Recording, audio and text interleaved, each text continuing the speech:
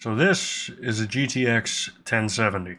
Specifically, this is an ROG Strix GTX 1070. And as far as I'm aware, this is the fastest one, or the fastest version of the 1070 that ever existed. And in this video, I'm going to give you some, brief history about the card, and we're going to see if you still own one of these cards, if now's the time to upgrade. I bought this card off of a friend for the low price of a 3060 Ti.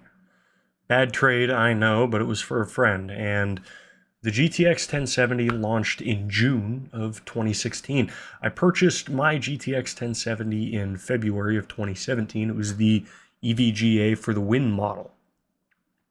It was later sold for a 2070 Super.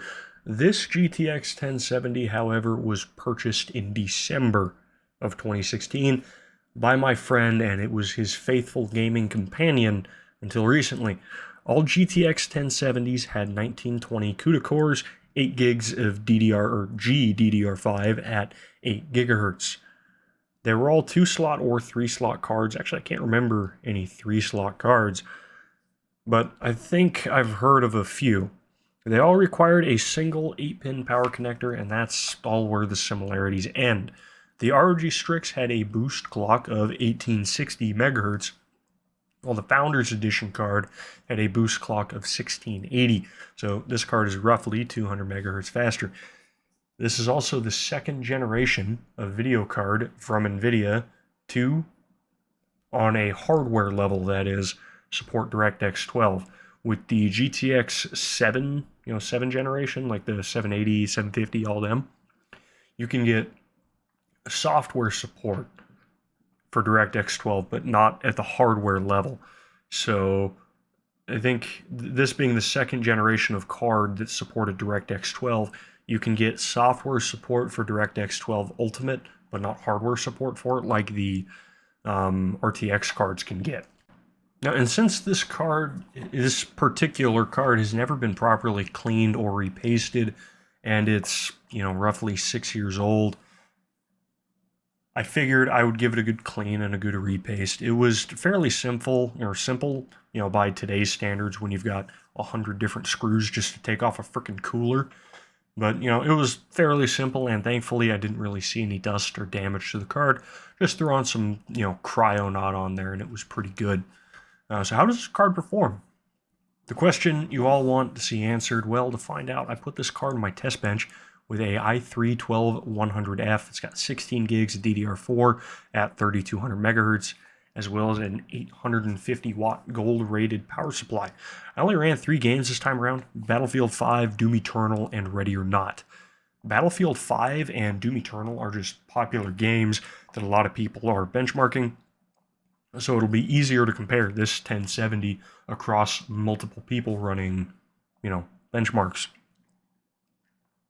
Ready or Not, to me, is really the important one. It runs on a newer version of the Unreal Engine, and the Unreal Engine is very, it's extremely popular. So I figure if you can get good performance out of, Ready or Not, you can get good performance out of pretty much any game that runs the Unreal Engine, which is, between Unreal and I can't remember what the other one was. Because you got 2 main game engines, and Unreal is one of them, and it's the harder of the 2 that is, of the main engines. So if we can get good performance here, we should be able to see good performance just about anywhere. So we're starting off with Battlefield 5 here, and I do run all of my benchmarks at the default Ultra setting. And with Battlefield 5, I know that you can actually turn on ray tracing, but not DLSS for the GTX 10 series and 9 series of graphics cards. I really don't recommend you do that, just because, well, it's ray tracing, and 3080s have a hard time with ray tracing, and they have RT cores.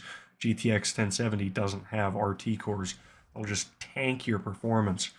But anyway, how did we actually perform in Battlefield 5? Well, we achieved a minimum of 56 FPS, a maximum of 182, and an average of 99. And it is important to note that that minimum is actually a 1% low. So your absolute minimum is probably at something like, half a frame a second that was achieved in the menu. something stupid like that. But honestly, I would call that fairly good performance out of a 6-year-old video card. Now, granted, it's not a brand new game either, but it's still a popular game, and it's performing reasonably well. So, and then we're moving over to Doom Eternal here, and we ran this game at 1080p at the default Ultra settings. Not Ultra Nightmare, just Ultra. So, and then this game did launch in 2020, so it's 4 years post this video card, but still 2 years old. This game ran surprisingly well. It was buttery smooth. Then again, it kind of has to be for them to get this game onto the Switch. We were able to get a minimum of 74 FPS, a maximum of 230, with an average of a buttery smooth, crispy, clean 120 FPS. It was just super smooth. I love it. Every time you hop into Doom Eternal, it's just butter. It's all it ever is, man. Again, kind of had to get it running on the Switch. But let's move over to Ready or Not. And we've got Ready or Not on the, again, default Ultra settings. And I think this is the most interesting result. And like I said before, Ready or Not is running on a newer version of the Unreal Engine. So if you can get decent performance in a game like Ready or Not, you should be able to get decent performance in pretty much any game on the market. And this 6-year-old video card still doesn't joke around. So with Ready or Not, we were able to get a minimum of 56, but a minimum of 24 FPS, a maximum of 89, and an average of 68. This game ran buttery smooth the entire way. Now, granted, it's a little bit lower of a frame count than something like Doom Eternal, but you don't need that insanely high frame count like you do in Doom Eternal. It's a slower, more tactical game, and having an average of over 60 means you can lock that FPS to 60 and have a very smooth performance.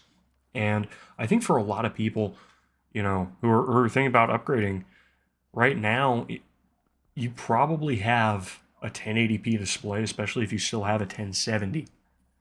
And if you're not going to upgrade your display with your video card, you're probably not going to be seeing a difference if you were to just upgrade your video card.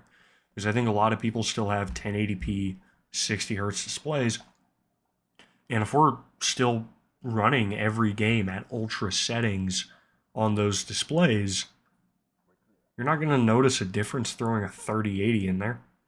Your monitor's still only going to run at 60 FPS, and it's not like you have higher settings to achieve.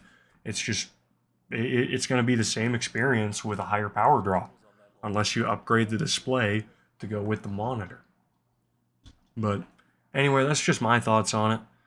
Maybe it's worth it to an upgrade for you, but honestly, if it were me and I still had a 1070 in my system and a 1080p display, keep it. Honestly. Unless I'm planning on throwing in a new display with the upgrade. But anyway, I'll talk to you guys in the next one. Don't forget to do that YouTube thing and rate, comment, subscribe, do all that cool stuff. See you guys in the next one.